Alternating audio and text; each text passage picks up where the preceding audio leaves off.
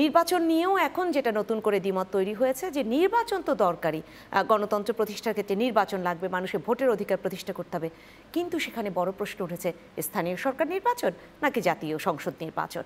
এই জায়গায় তাহলে এতটা মানে মতবিরোধ কি অনেক বেশি অনাস্থার বাড়াবে না বা সংকট তৈরি হবে না? এখানে একটা বিষয় হচ্ছে যে নির্বাচন নিয়ে নানা মাত্রিক বহুমাত্রিক একটা আলোচনার পরিসর তৈরি হয়েছে।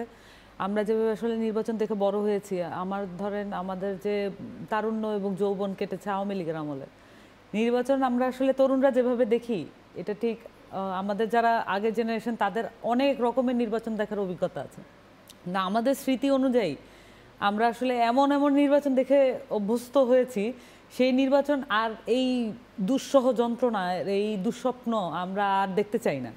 তো নির্বাচন নিয়ে বহুমাত্রিক আলাপ আলোচনা আছে।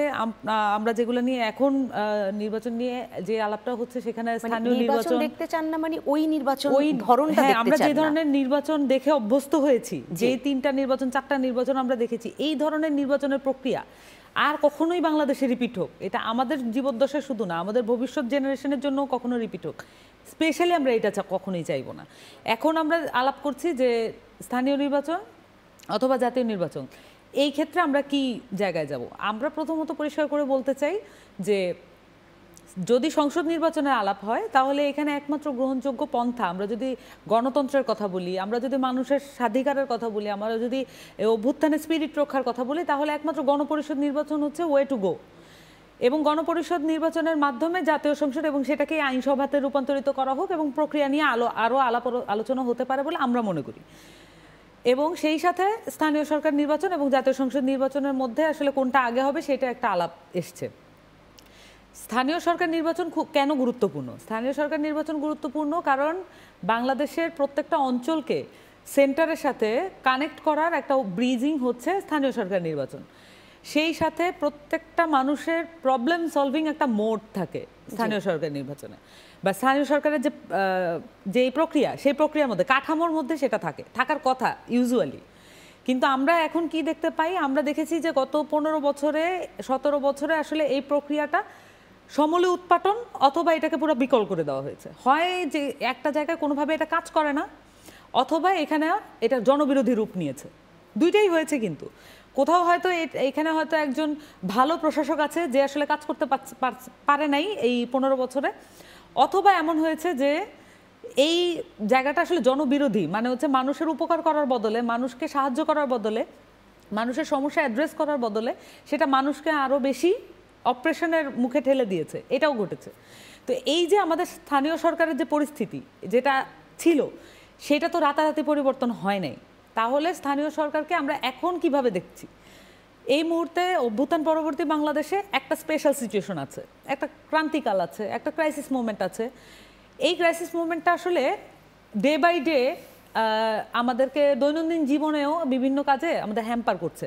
ঢাকায় থেকে এটা বোঝা যাবে না, কারণ প্রান্তিক এলাকায় যখন একটা সাইনের জন্য আটকে যায়, আমরা হয়তো ঢাকায় যারা থাকি তারা বেশ চালাক চতুর বলে আমরা হয়তো কোনো না কোনো ওয়ে বের করে ফেলতে পারি।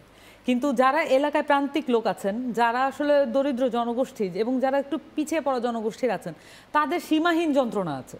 এবং এটা 15 বছর তো ছিলই, এখন আবার যেহেতু প্রশাসকরা নেই এবং কোনো ধরনের ভ্যালিড জায়গা নেই যেখানে আসলে সিগনেচার ইত্যাদি এগুলো পাস করার ব্যাপার থাকে, এই জায়গাটা যেহেতু নেই, তাদের সীমাহীন যন্ত্রণার মধ্যে পড়তে হয়েছে। হ্যাঁ, প্রতিনিধি যেহেতু নেই, তাহলে হচ্ছে একটা সীমাহীন ভোগান্তির মধ্যে তাদেরকে পড়তে হচ্ছে।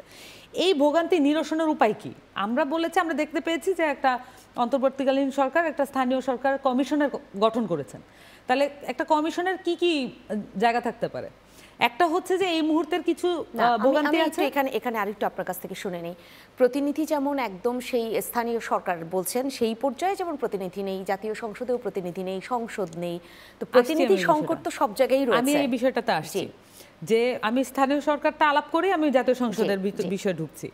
স্থানীয় সরকারের ক্ষেত্রে এখানে আমরা বলেছি যেহেতু কমিশনটা আছে, একটা কমিশন, একটা বিশেষজ্ঞদের নিয়ে গঠিত একটা কমিশন, তাদের পক্ষে কিন্তু এটা সম্ভব যে দুইটা রূপরেখা দেওয়া। এক হচ্ছে immediate problem solving mode, immediately কি কি করলে স্থানীয় সরকারের এই প্রবলেমগুলো সলভ করা যায়। দ্বিতীয়ত আরেকটা পার্ট হচ্ছে লং টার্মে আসলে স্থানীয় সরকারকে বাংলাদেশ কিভাবে দেখতে চায়, সেটার সাথে ওই নির্বাচন কমিশন সংস্কার, তারপর হচ্ছে সংবিধান সংস্কার, অনেক কিছুই জড়িত, কিন্তু সেটার রূপরেখা তারা তাদের মতো করে দেবে। কিন্তু ইমিডিয়েট যে প্রবলেম সলভিং সেটার জায়গাটা আমরা দেখছি যে ওনাদের আসলে রূপরেখাটা আমরা পাচ্ছি না, আমরা এক্সপেক্ট করছি।